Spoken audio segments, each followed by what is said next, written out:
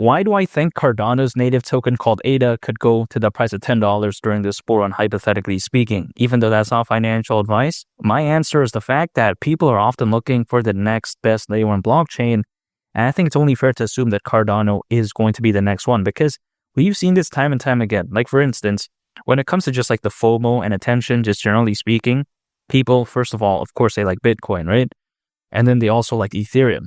They like something like BNB. They like Solana. Now, it's only fair to assume that Cardano could very well be the next one that people latch onto. And even though Cardano isn't small by any means, it still has a ways to go. And the way you take a look at it is that I view this as very well being, the next, massive and established layer 1 blockchain, because as of right now, people often consider like Solana. People also really love like, BNB. But I think that, again, Cardano could very well be the next one because, relatively speaking, it's a layer 1 blockchain that's not that developed yet, which doesn't mean it's a bad thing, by the way, because people oftentimes look for something that has great potential for great adoption, which I think Cardano has. And not to mention as well, reaching the price of $10, that right there is still around a 9x from here. Now, it's not the best upside out there, but when you consider how much ADA has pumped, it doesn't seem so bad. At least that's the way to take a look at it. The way I take a look at it is that oftentimes we see these, projects, right, have a massive pump, and then the ecosystem, soon follows. Take a look at Ethereum, take a look at Solana, take a look at, the BNB Smart Chain ecosystem. Now, granted, Cardano is pretty massive, but it still has yet to reach that, dinosaur status, where it becomes like a fully established project and becomes like one of the stable players.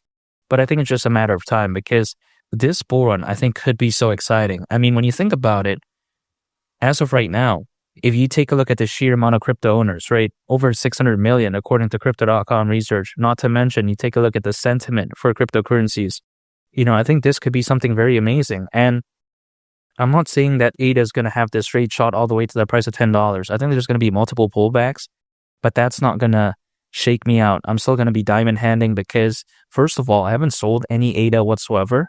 I've been acquiring ADA ever since 2021. And if I've been through, the dump in 2021, let's say the price dips like 10%, 25%, that really wouldn't bother me whatsoever. And what is a way for me to stay motivated throughout this whole time? That's by dollar cost averaging, because had I went all in on like a certain point and then anticipated ADA to go up, and let's say on the flip side, if it went down, that's a very bad feeling. I think there's no worse feeling than going all in and then the price dipping and then not being able to acquire on the dip. Some people oftentimes like to say that, the worst feeling ever is the portfolio going down. I disagree with that. I think that the worst feeling is seeing the portfolio go down and not being able to accumulate more and being able to lower down the average cost. I think that's very bad. Now, that's just my point of view. But again, a way for me to stay in the game long term is by keeping like a calm emotional state, because if I act based off of my emotions, if I try to day trade, use leverage, or, panic, buy and panic sell, then there's no longevity in that. Sometimes people, they get agitated and they leave. I don't want to do that. I know that anything hypothetically done under a high emotional state is usually never a good idea, which is why I'm still staying consistent when it comes to ADA. I'm not going to be like, oh man, the price dump, panic sell, panic buy, none of that. Some people out there, they're stuck under this vicious cycle. What do I mean by that? When the price is pumping, they panic buy, but when the price is dumping, they panic sell. Now, where's the longevity in that? I think that's not good whatsoever. That's just my opinion. I'm not telling anyone to do anything, but if someone is always acquiring on the upside and then selling on the downside, again, there's no long-term future in my opinion. Now, when it comes to Cardano, as a layer 1 blockchain, it's not bad whatsoever, because even though it's like one of the, OGs, one of the classic players when it comes to the layer 1 blockchain space, I do believe that, really ahead of its time.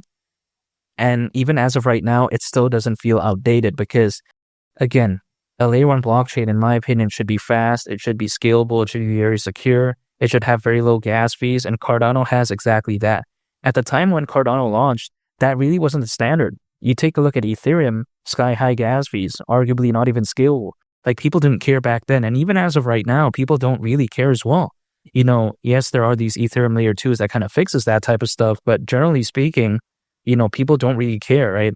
In some cases. which is why it gives me great confidence that Cardano is going to have not only a good like short to medium term future during this bull run, but also I think after the bull run is over, I think 5, 10 years, 20 years later, because if something like Ethereum, something as caca as that, right, with those drawbacks, can have that good of an adoption, can have, that many projects built on it, can have that many fans, it gives me great confidence that Cardano is going to be run for the long haul. And if you think about Cardano, I think it's arguably very optimized for enterprise adoption. If you take a look at Ethereum, I don't think that's optimized for enterprise adoption. I don't think that these enterprises want to deal with Ethereum layer 2s, and then let's say they don't want to deal with that. They have to deal with Ethereum's gas fees and scalability problems. I don't think they want to deal with that type of nonsense. Also, if you take a look at Solana, I don't think enterprises really want to deal with its suspect unreliability. Allegedly, has it been fixed?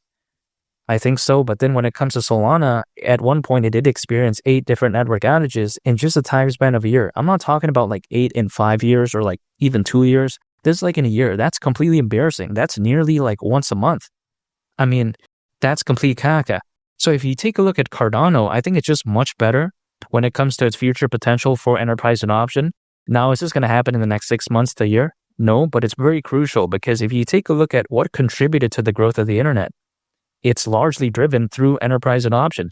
The retail market, it helped a little bit, in my opinion, but enterprises, that's what truly, made the internet reach the levels we see of today. So when it comes to Cardano, I think that it has great potential for enterprise adoption because not only is it scalable, it's very fast, very secure, and also, gas fees are not a problem.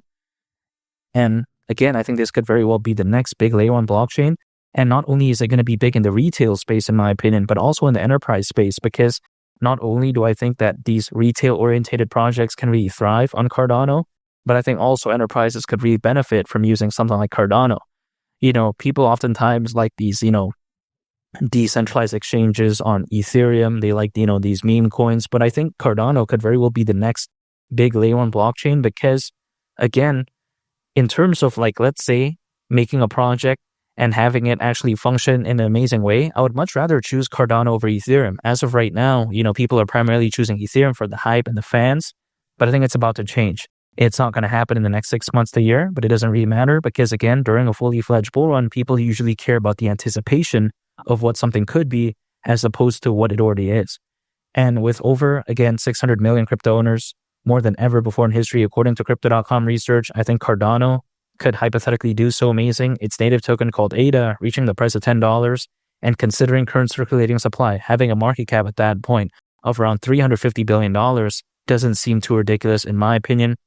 Ethereum exceeded this by over $200 billion back in 2021 at a time where there was far less crypto owners, far less people who are actually in the know when it comes to the blockchain space, far less institutional adoption, far less, enterprise investors. If Ethereum was able to do that back then with the drawbacks that it has also, Cardano, its native token called ADA reaching the price of $10 during this bull run, I don't see why not. I think 2024 is a small taste.